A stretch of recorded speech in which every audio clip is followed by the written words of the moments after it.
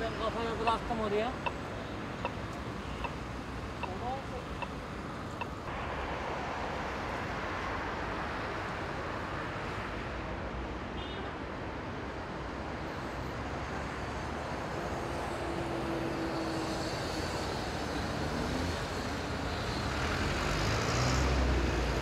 Zor durumda insanlar. Asgari ücret zam geldi ama hayatta pahalandı. Yani karşılamıyor.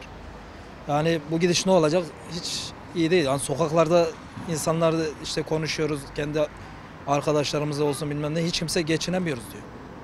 Yani sıkıntı var şu an. Gerçekten sıkıntıdayız. Biz perişanız. İşimiz yok, gücümüz yok. İşte ele idare ediyoruz, ne yapacağımızı bilemiyoruz. Allah yardım etsin. Vallahi zamları şaşırıyoruz. Her gün zam geliyor, her gün. Yani idare edemiyoruz. Perişan durumdayız. Yani 4 tane öğrencim var.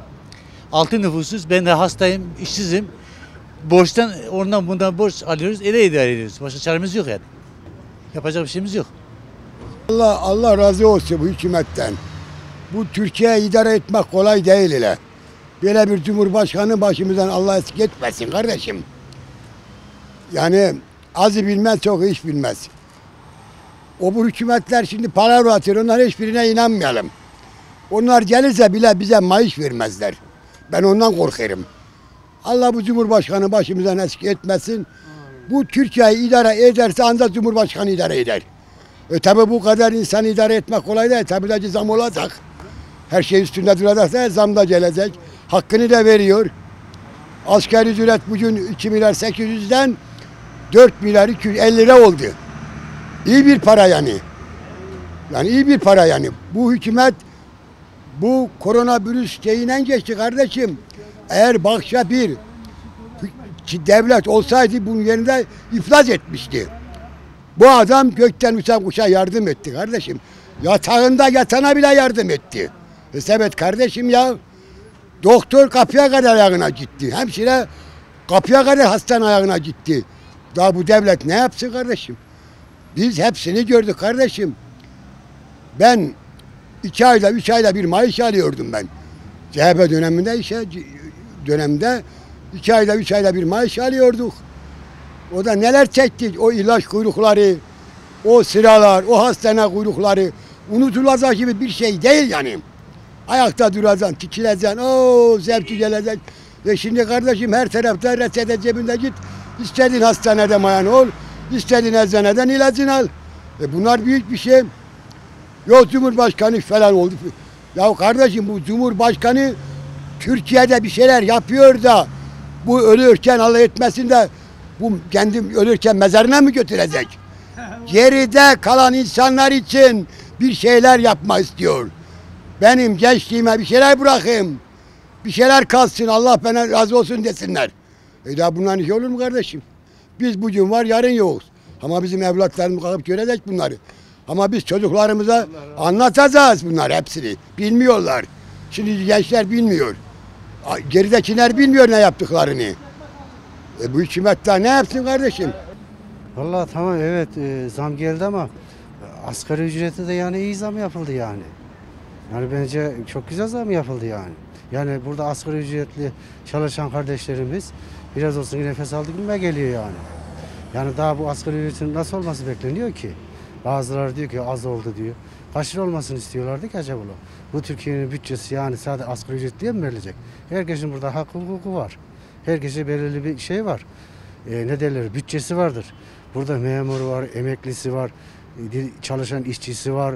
Burada dulu var, yetimi var. Burada herkesin hakkı hukuku var.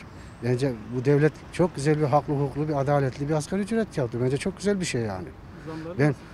Ben zamlar devletinle bir alakası yok.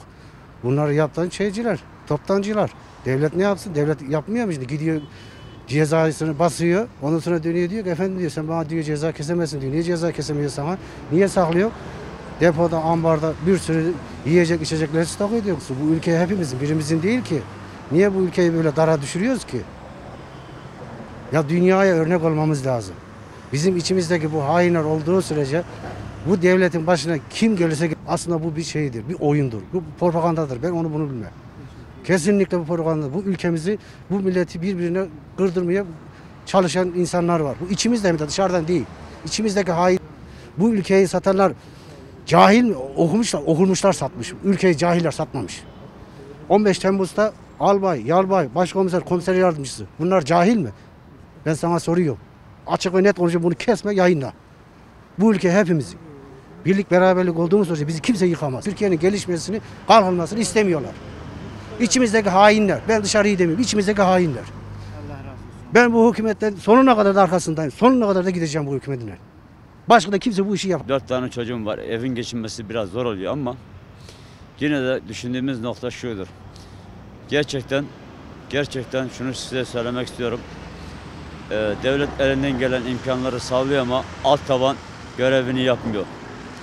Alt taban görevini yapsa, Recep Tayyip Erdoğan'ın sözünü dinlese, alt tabanda görevini yapsa bu ekonomik sistem el birliğiyle hepimiz atlatabiliriz. Şunu söylemek istiyorum.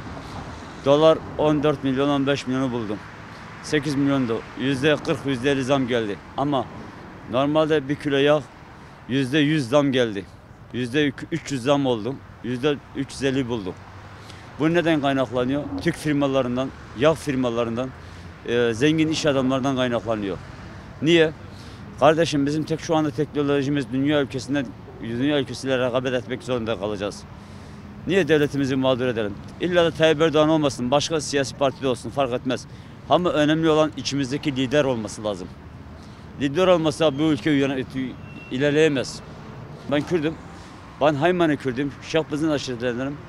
Ben hiçbir zaman devletimin bayrağının altında hiç kimseye söz söyletemem. Durumumuz bu.